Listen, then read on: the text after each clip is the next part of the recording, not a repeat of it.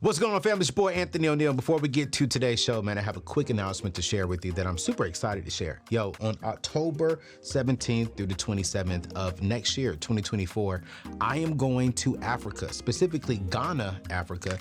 And guess what? I want to invite some of you all to come with me as well.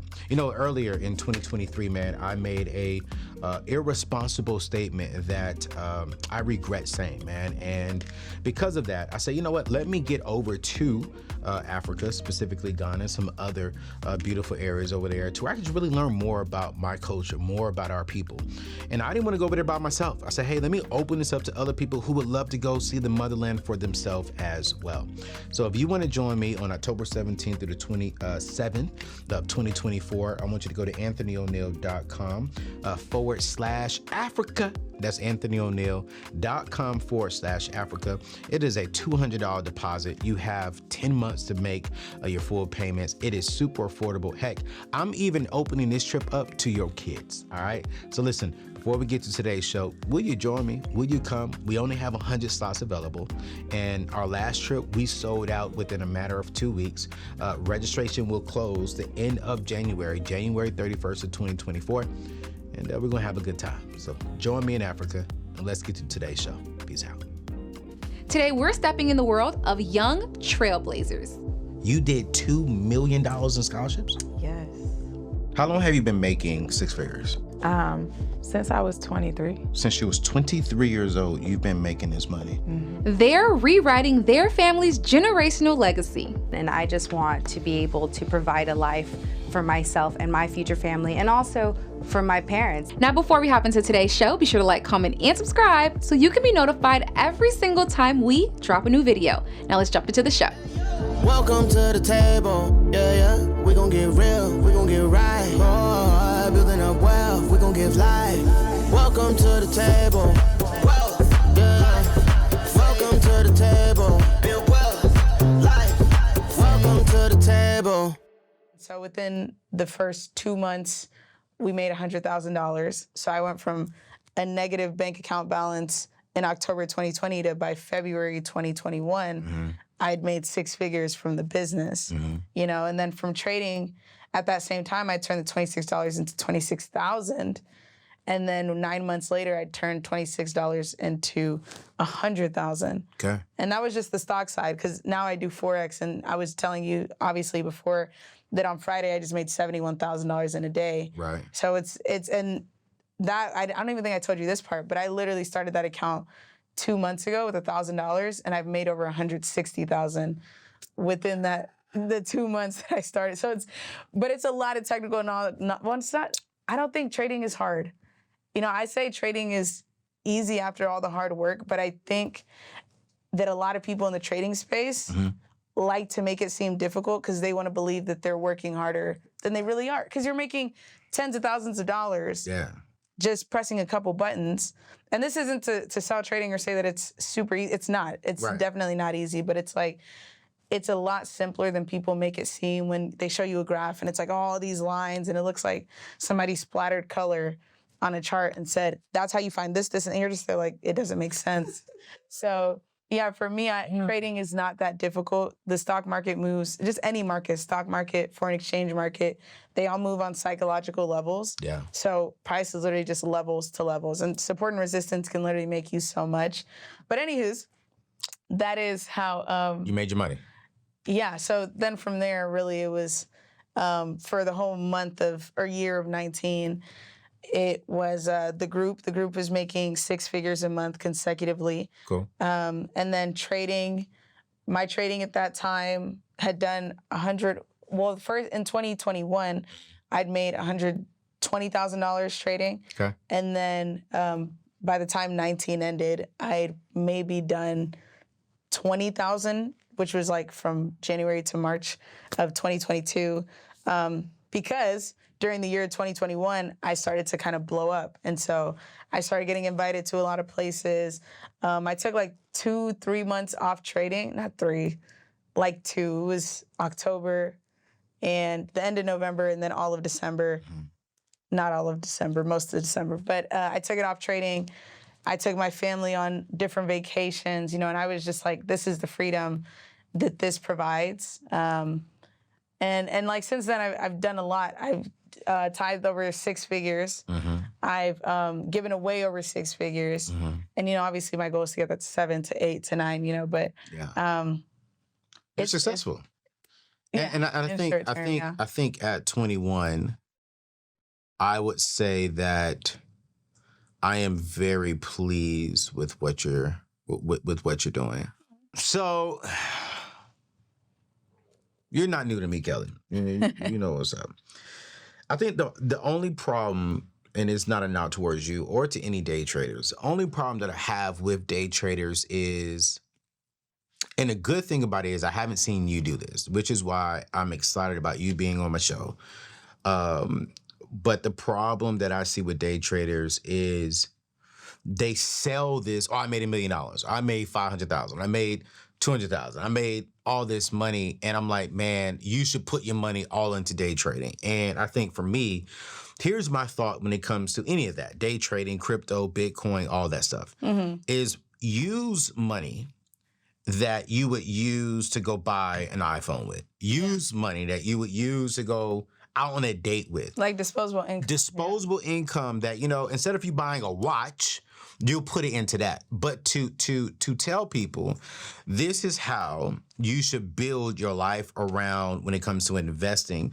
Don't worry about 401ks. Don't worry about mutual funds. Don't worry about IRAs. Don't worry about HSA accounts. Like, to skip over the basics, not the guaranteed money, because that stuff can lose money, right? Of course. But it's like, at least it's proven that you may lose money here, but you're going to make some money. Yeah.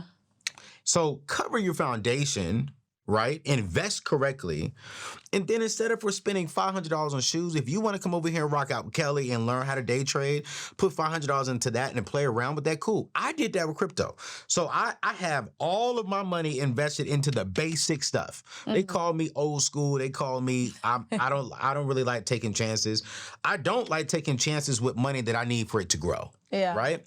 But when it comes to like, hey, like I did it with crypto. I was going to go buy a nice little extra chain. All my people got chains and custom bracelets and stuff. I'm like, okay, you know what? Then I was like, you know what? Bump that. My little brother got into crypto. He's like, bro, you should try this. I said, all right, man. I was going to buy a chain here. Here was $1,000. Let's see what works. It went up. It went down. It went up. Then it just completely flopped. Then I never put anything else back inside of it. I was like, I'm not doing it. From your opinion, my opinion, someone watching the show right now and they're saying, you know what, I have $1,000. I'm going to invest into a 401k or I'm going to do day trading. I don't have no 401k. I don't have no day trading. I don't have any investments, period. At 21 years old, I'm old enough to be I ain't know to be your daddy, but I'm old enough to be your big brother. What would you recommend to that person with $1,000? Honestly, I would tell them, I'm an education person, so I'd be like, educate yourself on which one makes more sense. It's like I always say, the guarantee with trading is that you'll lose money. I can't guarantee that you'll make anything, but I can guarantee that you're going to lose. You're going to have to pay that market tuition. Ooh. Yeah. Wait. You are the first day trader who has ever said that. I'm not going to guarantee you will make money, but I will guarantee you will lose money. And I'm so proud. Give me some love. Give me some love, Kel. Well, I'm so proud of you for saying it because here's the truth. 90% of people who invest into single stocks lose money. I told you about Neo. That's what I'm saying. So it is a guarantee that you're going to lose money. Here's the truth. It is a guarantee that you're going to lose some money on 401ks in your stock market. But here's the problem. On this side of the world, if you pull it out when you lose money, that's a guarantee. If you leave it in, you will gain. You will gain. I mean, it is a proven study that if you leave your money in over a longer period of time, you will make more money than you put in. Yeah. But I like it though. So you're saying educate yourself on what makes sense.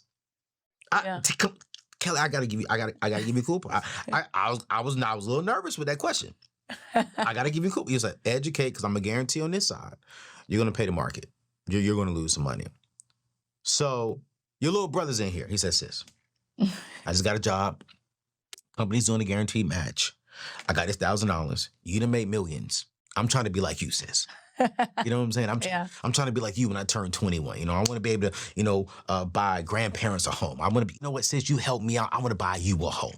right? So I got this $1,000. The company said they'll match me on the 401k, or I can come over here and flip this money with you. What are you going to tell your little brother? Oh, this is so hard. That's the easy question. No, it's hard because That is easy, Kelly. the only reason I say it's hard is because I have actually like sat down and taught him how to trade and how to see what I see, right? So for him, it's like, I wouldn't be upset if he put it into trading, but with the company matching for your 401k, I'd be like, just let them, like if they're giving you free money, just put it in there. Now for the average human being who doesn't have someone who's really, really good at trading by their side, I'd say don't even look at trading, because honestly, like I say, trading, you're gonna pay the market. Even if you get lucky, because, okay, so I told you I turned $26 into $26,000. Right. What I didn't tell you is after I made $26,000, I blew it all back. Ooh. To like 10. See, people don't talk about this, Kel. They don't say that side of things. Like, hey, I lost money, I learned money, I gained money. You know what I'm saying? And that's why I followed you for a while, because I started seeing like, yo, you keep it real. It's like, hey, yeah, I've made a lot, but I've also lost a lot. And I appreciate that side of things. Day trading is something I would never do and never consider. It would never be something that I would teach on my platform to do. Yeah. But at the same time, the reason why I allow people to come on, because I teach people don't do debt. People who do debt bring me on their shows. Right? And I'm able to speak my truth and speak my wisdom, because at the end of the day, I do believe we all want to see people win. And we all have different ways of doing that. And so I can respect someone who's saying, you know what, hey, here's the truth. And here's what I would also say is, like, if you're going to do whatever, you got to find someone who's at least good at doing it. Don't do it by yourself. So if you are going to day trade, get with someone like you. Get with someone like Terry Egioma, who is teaching this stuff, right? But don't come to me, because I'm not going to teach it, because I don't like it. I don't think it's a wise decision. For the average people who follow me, I don't think it's wise, because they're drowning in debt and they're trying to get above water. So if you're drowning in debt and you're about to go day trade for $1,000, that's not a wise move. Now, if you are out of debt, fully funded emergency fund, got all your stuff invested, and you say, you know, I got an extra $5,000. Yo, Kelly, can I get in your group? I'm all for that. Because at the end of the day, here's my thing. And some people may not like it when I say this, right? Because I even want to talk to something else too. I learned something about you. I learned that you're Nigerian. I want to talk about that too. Because I was like, wait, you're Nigerian and you did something? I know Nigerians don't roll like this. But here's my thing, right? And here's what I'm all about. And I think sometimes people with platforms like myself, we tend to use our voices to condemn people because we think our world is the best world. Here's the truth. Here's why my mission is to help people get out of debt and build wealth. It's so that you can have freedom and options to do whatever you want to do. So if you get out of debt and you have a fully funded emergency fund and you're investing and you say, you know what? I have the foundation laid. Kelly, I want to play around. I want to learn this. And I come over to Kelly and learn this thing. That's your option to do what you want to do, because you have the freedom to do it. Yo, what's going on, fam? Are you ready to make a big career move here by the end of this year? Why not pivot into the flourishing tech industry with the Bethel School of Technology, recognized globally as the sole Christian online tech bootcamp? You see, with African Americans constituting a mere 7.9% of the U.S. tech workforce, I believe it's time to narrow this display and unlock opportunities for everyone in this thriving sector. Bethel Tech is steadfast in its mission to make tech careers accessible, rewarding, and economically advantageous for all individuals. Their comprehensive 9-month program is designed to equip you with the necessary skills to propel you into your technology career and move forward at a high speed. You see, recent reports from Indeed suggest that software developers in the U.S. command an average annual salary of approximately about $103,000. This is well above the national average of $48,000. You see, diversify your tech education by choosing from their specialized programs like cybersecurity and UI/UX design. With Bethel Tech, you're not just kickstarting a career, You're igniting a passion with a purpose. I want you to say goodbye to the prospects of crippling student loan debts and instead invest a mere 9 months to transform your next decade of your professional journey. Step into your potential with Bethel Tech and turn your career aspirations into reality. To begin, I want you to go to anthonyoneal.com/Bethel or click the link in today's show notes. Again, that is anthonyoneal.com/Bethel. Don't wait another moment to take the first step towards a bright and promising future into a career space that can make you a millionaire. Speaking of millionaires, let's get back to today's show. You did $2 million in scholarships? Yes. Okay, let's start from there. I gotta ask this question. Did your parents force you to do it, or was it something that you saw that you wanted to do it, or was it a combination of both? What made you get very intentional about getting scholarships and going that hard so early? Mm-hmm. It was really just having the audacity to try to achieve something that hadn't been achieved before. Okay. I didn't necessarily set out with the goal to earn $2 million in scholarships and to build a business where I'm also empowering students to be able to earn their own scholarships. It was more about, I knew that my parents hadn't ever gone to college in America before.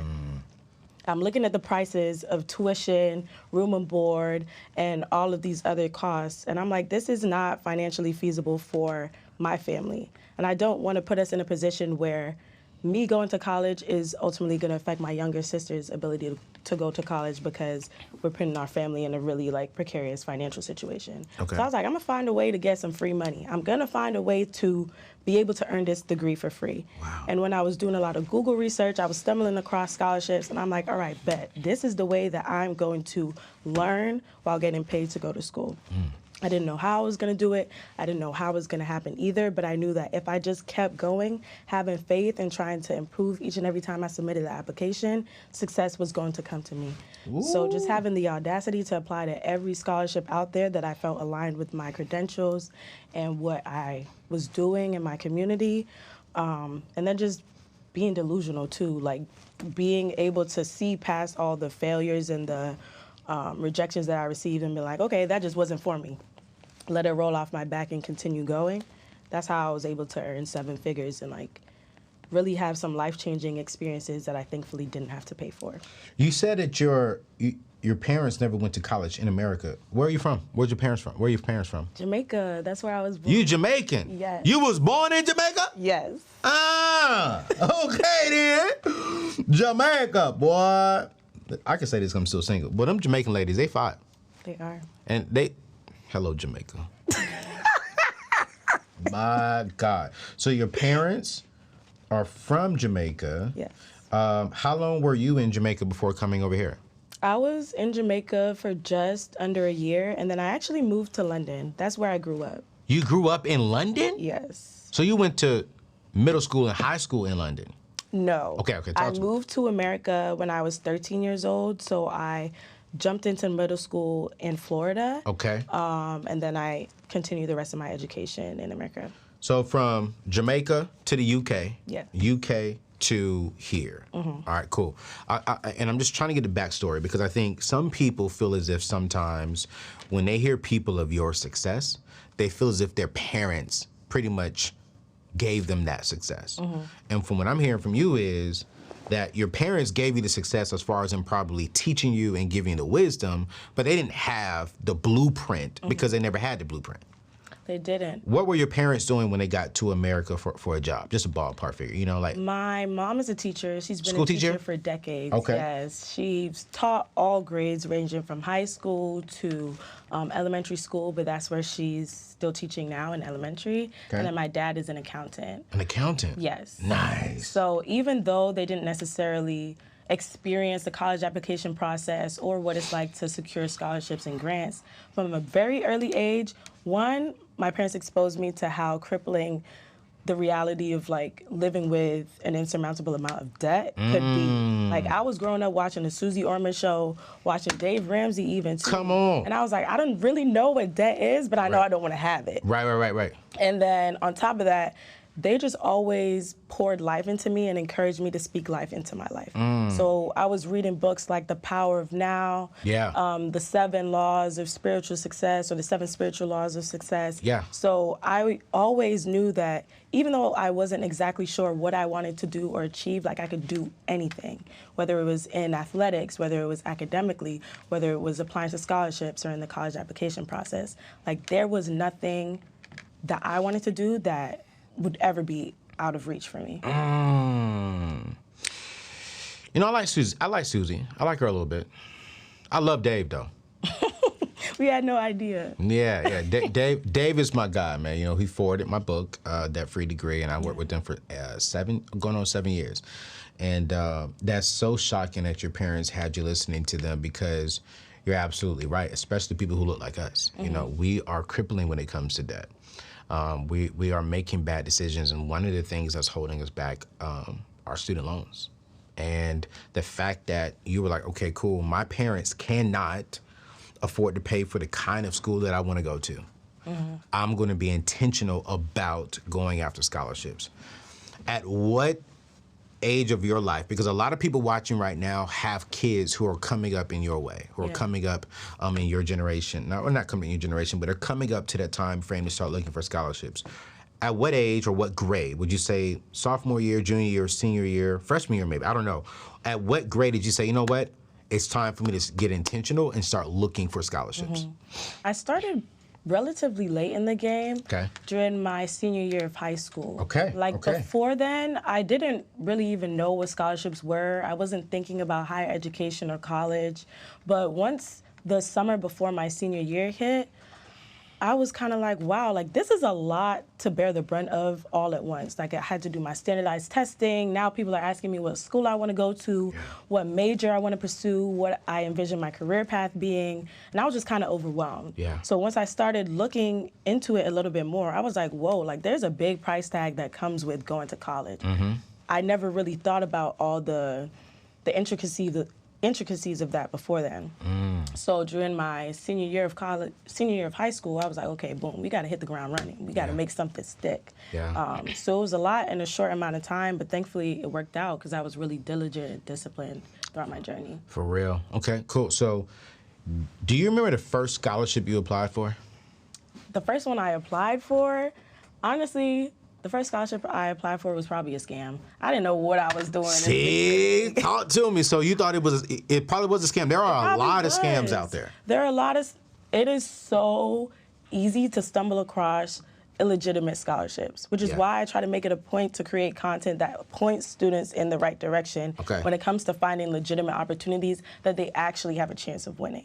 Because my first scholarship, that I applied to was probably a sweepstakes thing where you put in all this like personal information about you, like your phone number, your email, and you never hear anything from them. They're just like, oh, all you have to do is this. You don't have to write an essay. We don't have to know anything about who you are or anything substantive that is really gonna help differentiate you from a pool of applicants, and we're gonna do like some type of raffle. And I was just going based off of the websites and the resources that came up on Google really early, instead of really knowing how to filter through which opportunities were actually worth my time. So yeah, the first scholarship I applied for was probably a scam. I didn't know what I was doing. What's the first scholarship you got? And you was like, yes. I remember that day so vividly. The first scholarship I ever won was the Coca-Cola scholarship. Coca-Cola, okay. It's worth $20,000, and it's one of the hardest scholarships for a high school senior to secure because they typically get over 100,000 applications from students across the nation every single year. And from that, they sift through and they choose 150 winners. So the stakes are high. The competition is even higher too. But that was the first one that I won, and I really needed that win because once I got that, I took off. You know? Because before I won my first scholarship, I had definitely applied to at least 35 different scholarships, and I was trying to remain steadfast. I was trying to remain faithful, and thankfully I did because every time I just kept telling myself, no, I'm winning the next scholarship I apply to. I'm winning the next scholarship I apply to. And to be getting rejected back to back and still having this crazy faith that it was going to work out for me. It was a little wild, I'm not gonna lie, but that's what you need because it really is a numbers game, kind of like applying to job applications. you're gonna lose more than you win. Yeah. But those wins are so significant. So when I won that $20,000, it was up from there. So let's talk about that, because I talk about the Coca-Cola scholarship inside my book as well, or several of them. And there is a science to making sure that your application stands out. Yeah. So what do you think helped you stand out on your application? Was it your story? Was you tapping into maybe you're not from America? Like, what made you think to stand out amongst the other 100,000 applications out there? The Coca-Cola Scholarship is all about finding those change makers who are actively in their community, showing that they care for their community, they want to elevate it for the better, and they care about the people around them, right? And this is evidenced in multiple places, not just in school, but also outside of school. So it was definitely my well-roundedness that I feel like really differentiated me and allowed me to ultimately become a Coca-Cola Scholar. Because when I think about all of the other amazing people who were in my cohort, I won it in 2018. All of us were doing something in our community that really spoke to us. And you could tell the difference between students who are just like volunteering in a soup kitchen or mentoring kids just to have like something to put on their college applications versus people who like really feel empowered and invigorated by the work that they're doing, and they care about the impact that they're having in the world. So good. Listen, man. Gabby, you talking good right now. Because what I hear you saying is, I tell my community, find your sauce and be that in your community. That will make you millions. It will help you stand out. Let's your goal is $500,000 by 30. Right. All right. How are you going to do it? Like, what's your streams of income that you're going to be doing? So essentially what I want to do is I'm in tech. So if you don't know, now you know. Your girl is in tech sales. So I currently work for the second biggest tech company in the world. Okay. And I am in enterprise tech sales. So that in itself is a package, right? So you get stocks, which is an investment on its own, equity within this company. You get a base salary every 2 weeks, and then I'm getting every 90 days insane amounts of cash flow. So it's like, what do you do with this cash flow? And when you say insane amount of cash flow, is this like commission and stuff like that? Commission based, yeah. So it's taxed. Tax heavily. It's taxed real heavy. And that's also why I have to invest and become financially savvy, because of how heavily I'm taxed in my job day to day. So there were just things that I started to like observe, and I've just always been a curious individual. So I have a very keen sense of like strategizing. Wherever there is opportunity, there's revenue there. Come on. Right? But say that one more time. Wherever there's opportunity, there's revenue to be. That's it right there. Wherever there is opportunity, there is, oh my gosh, revenue. It's like when you can fix a problem, you're going to make some money. So I started to look around like, I'm the only one I'm seeing at my age, more specifically as well, being an African-American woman in this space. Over and over again. And it kind of started to feel like I'm the chosen one, but it shouldn't be like that. Why am I the chosen one, and why are there tons of other people who don't have the knowledge, access, or resources to exactly what I'm doing that is empowering me to have this type of cash flow to literally set me up to have financial freedom? Yes. So it's clicked, Sales. right? It clicked. And then it's sales. And then it's communications. And it's marketing, and it's all the things that you do in sales every day. So I'm like, you have a platform. What are you going to do with that now? You have an opportunity to connect with individuals and help them to understand this is possible. How do you tell that story? And that's where it started. Do you really enjoy the tech industry? We've interviewed a lot of people that's really been in the whole tech space. And I know my audience is like, Anthony, you always talking about tech and personal brand. And I'm like, yo, it's just because I believe we have, I don't know if you heard this company called, not company, but this school called Bethel Tech. Bethel Tech is they're part of a church called Bethel, but they have a tech boot camp. And their mission is to help minorities get inside the tech field, because he says it's less than 7% who are black people. 6% right now. It's 6%. 6% of black people. And then I think he said it's like 2% of the 6% are women. And so I'm just like, we've interviewed people, and I think they think we capping. Like, these people ain't making no $100,000, $200,000, $300,000 a year. Like, I would say tech is like, just like before being a doctor or a lawyer was like that standard of like, okay, if you went to school, what is the trajectory to go into a 6-figure job or finance? Yeah. I'd say those three, Yeah. you know? Yeah. Tech has now entered that space. Come on. Like STEM. I always tell people STEM. Okay. Yeah. So science, technology, math, engineering. Those 4 will generate money outside of being a lawyer or doctor. And obviously, they'll produce science high-paying jobs. in there. Yeah.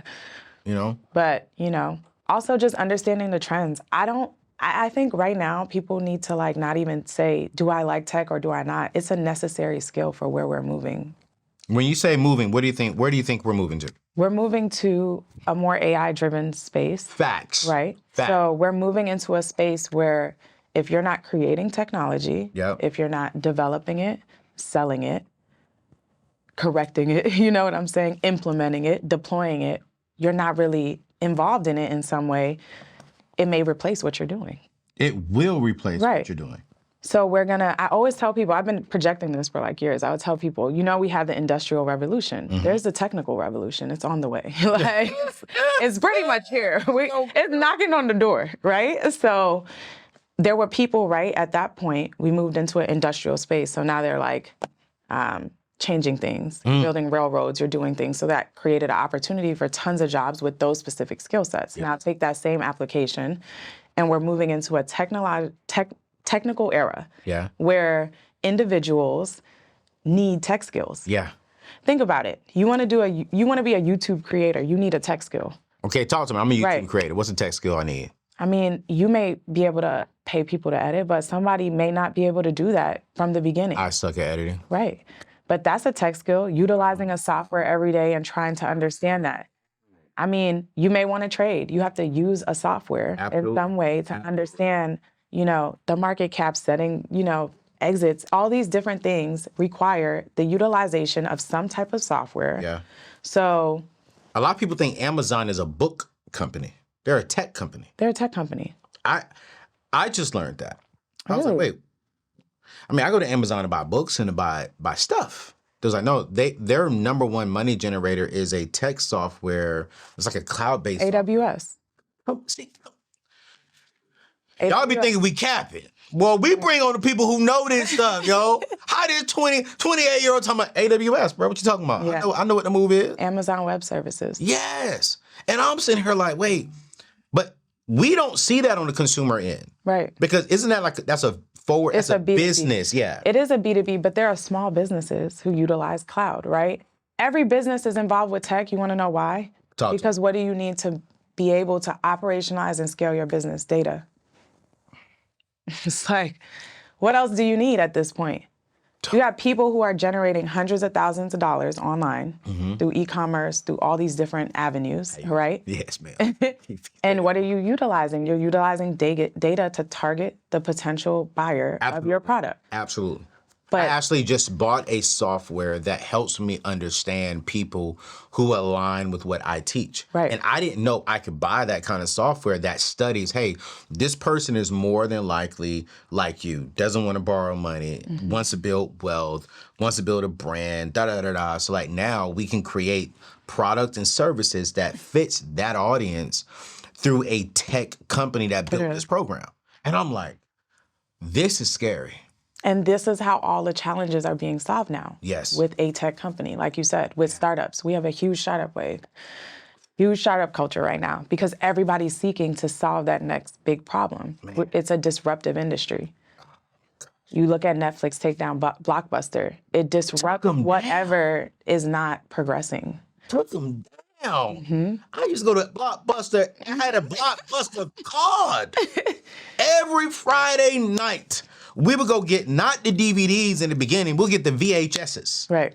Get that thing, come back home. Then I don't know if y'all remember the VHS. You probably too young for this, but we'll blow inside the VHS and it wasn't working right. A little too old for me. No. Blowing that thing. If that wasn't working, we'll take it out. We'll blow inside the VHS.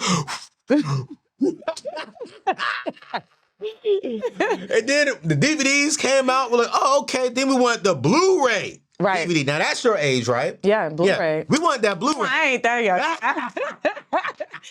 I was around when Blockbuster was still around because I saw it happen. I was young. You was young. Yeah, I remember going into Blockbusters though. But did you see what was happening, or were you like, oh, okay, they just going out of business? I saw it in hindsight. Like, I didn't really realize, because you remember Netflix started off with those boxes you could pick up. So It was similar.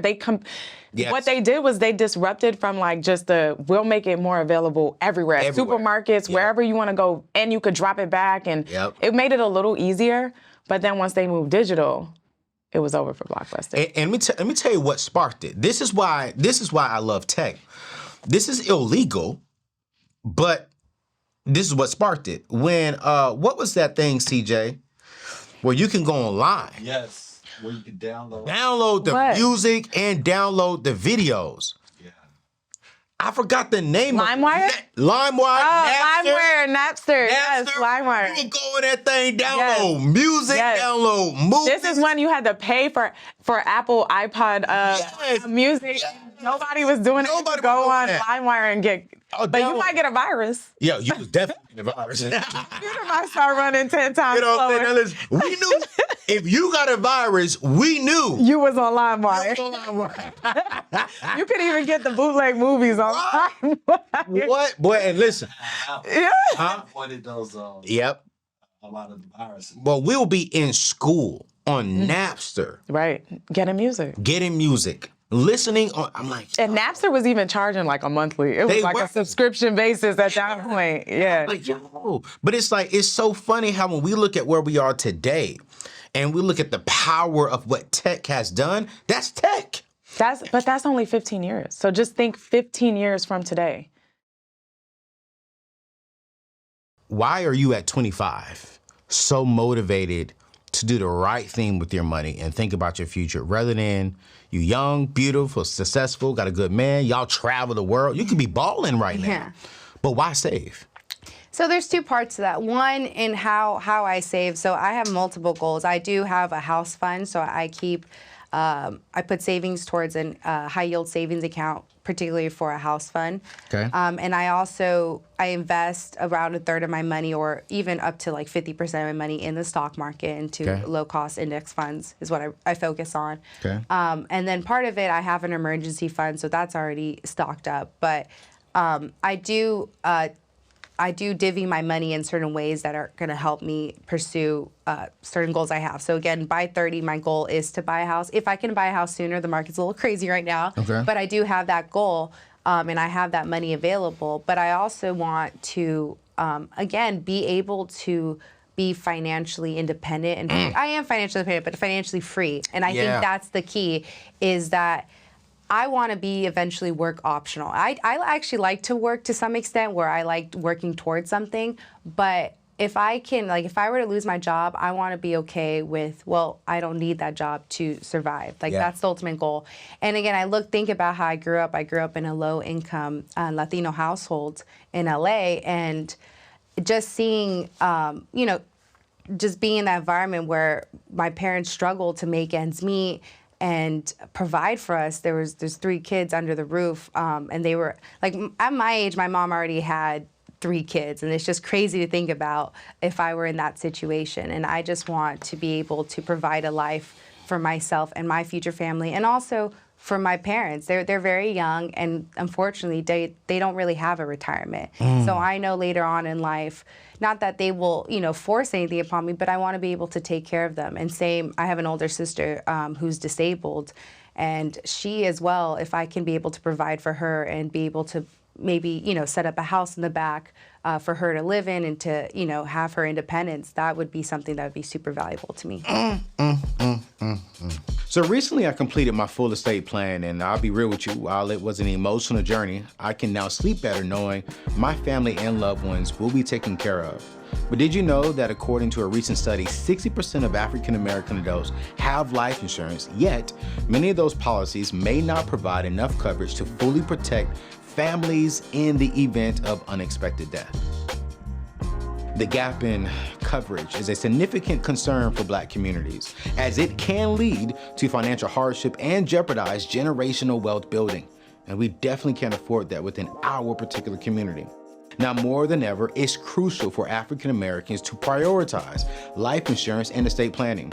By doing so, you can ensure that your loved ones are well taken care of in the event of your passing, covering funeral and burial costs, paying off debts and mortgages, and providing income to help them build true and lasting wealth. So I am asking you, please do not leave your family's financial security to chance. I want you to get life insurance today with my friends over at Ethos by visiting anthonyoneal.com/life insurance for a free quote, or by clicking the link in today's show notes. I want you to protect your family's future and give yourself a peace of mind knowing that you have life insurance today. Hey, let's get back to today's show. And, I just want to commend you. 25 years old. You're setting aside on average about $6,000 a month. Some month it may go lower depending on how you spend. But right now your goal is $6K, and you're saving for three main reasons, what I heard. Wealth, which is a house. The two, emergencies. You gotta have an emergency fund. Then three, investment. It's investing, so you're investing into the money. And I find this so interesting because you and I grew up in something very similar. You know, we grew up in right around the same area. You're in LA, I'm in Oceanside, California. And I know all about, living in LA with especially like three other siblings and a family in one house. Similar story to mine. I had two other siblings, right? And we're in a bedroom of three, a 3-bedroom, about 1,200 square feet. My grandmother has one bedroom because she was elderly. Me, my sister, my brother had to share one room, and then my mom and dad had the other room. Yeah, I actually lived on a property where it was two homes around 800 square feet, and it was one was my grandparents, and then the front house was us, and my parents. There was 2 bedrooms, and me and my sister shared, and my brother had another, and my parents had to sleep in the living room. So very, very similar, where it's like you just have to kind of figure it out. And I am so grateful to my parents for making those sacrifices. Yeah. And I'm just fortunate that they, even though they didn't know what the next step was, they just wanted to give us the best and find some way for us to, have a better life. And for us, that was actually through education. Yeah. So a little bit about my story was, I remember when my mom had me, and she wanted to work, and because I was little, and she also wanted to be able to take care of me as well. So she was able to find a job at a daycare, a private daycare where I could go for free, and she was actually a cleaner at the time. So she was scrubbing toilets and making sure everything was clean there. And again, this was so that she could, have an income, but also have somewhere where I can be taken care of, and she was close. The owner of that daycare happened to be a very wealthy woman, so it was a private daycare, and all her kids and her grandkids went to schools like Stanford, Oxford, like really great elite schools. And she told my mom, she said, hey, part of the reason why they were able to go to these schools was that they had a really good elementary school and primary school education. So she... In LA, there's a lot of private schools. Yep. And she told my mom, like, hey, my grandkids went to this particular private school. Your daughter looks very smart. You should apply there. And so my mom was like, okay, if this woman, like, I trust her advice, she's very successful. If she thinks my daughter can go there, because you had to apply at the time, like you had to take an IQ test. You had to make sure that you were fit for the school. And so I applied, and I actually got in.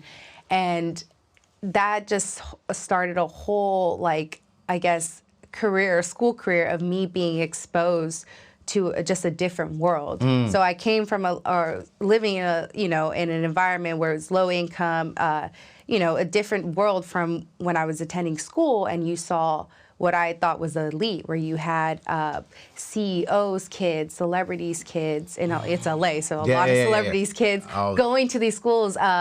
Again, politicians' children, where they had a lot of money and they had access to a lot of resources that most people like me didn't have.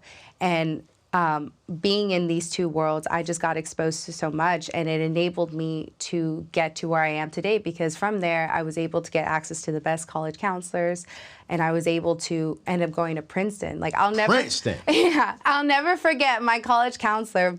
when I was applying to colleges, he gave me advice. He said, hey, based on your records, like, you know, you did really well, I think you should apply to Princeton.